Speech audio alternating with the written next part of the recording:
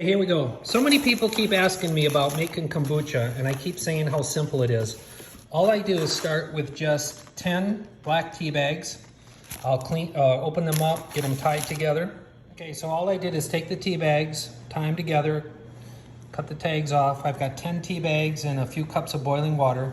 And I don't really keep this part quantity-wise because this formula that I'm using works for a gallon. So I'm gonna let this seep for a few minutes, then I'm gonna put a cup of organic cane sugar in it, and that's it. And then the reason I don't do much quantity is this is I'm gonna put in some tap water, filtered tap water, and that'll bring the temperature down because you have to bring the temperature down before you put in the SCOBY. So that's gonna brew for a minute or two, and then this is what it's gonna look like in a week. So that's a gallon, so it's a 2-gallon jar. That's a gallon with that good looking swampy stuff called a SCOBY. And you know, that all started with a little small SCOBY I bought on Amazon. And I've given probably 10 portions of this away, and I could give half of this away if I wanted to, and next time I have an interested person locally, I will. But so what I'm gonna do is, this is gonna seep here for a few more minutes. It's probably pretty close to being done. Again, I don't know. Some people care a lot about this part as far as timing. I really don't. I just let it seep for a little bit. Then I'm gonna take these out, add the cane sugar so it dissolves while it's nice and warm, and then cool it down. And in the meantime, I'm gonna drain all this out. I have a filter. I'll just pour it through a filter and leave the SCOBY at the bottom. Then that's the first fermentation. This is 1 week ago, so the sour sweet component is about a week for me. So I'm gonna add the sugar to the other one and then I'll come back. Okay, so like I said, take these guys out. I don't know why they tell you not to squeeze them, but you know, people on YouTube, they just have to be very specific so they can make an hour-long video. Then I just put a cup of the cane sugar and we'll stir that up. And then what I'll do is add some ice to this and some other water. Again, it has to be room temperature before you put it in the jar to start a first fermentation, okay? Then I'll show you what I do for the second fermentation. Okay, so now what I do, so this is the tea solution with the cane sugar that I put in a week ago before we left for holiday.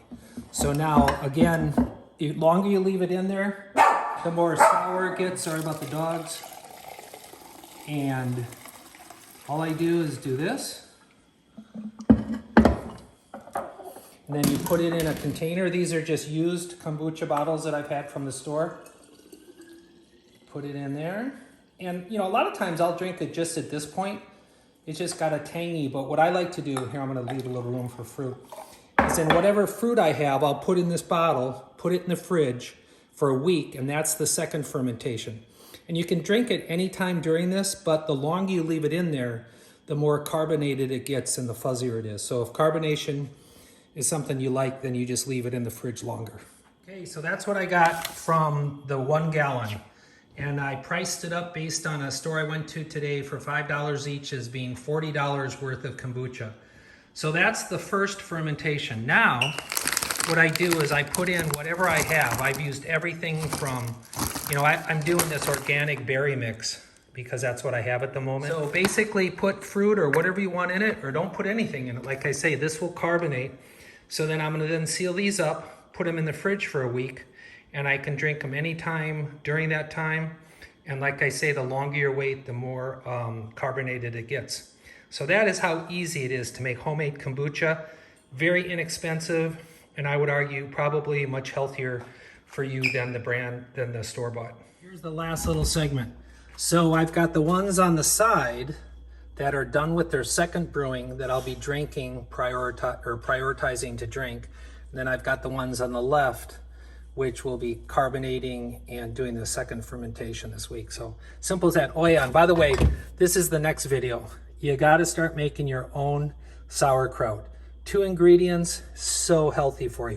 All right, so again, this is now the new batch, which all I do is go and put it in a dark place, which for us right now is this closet.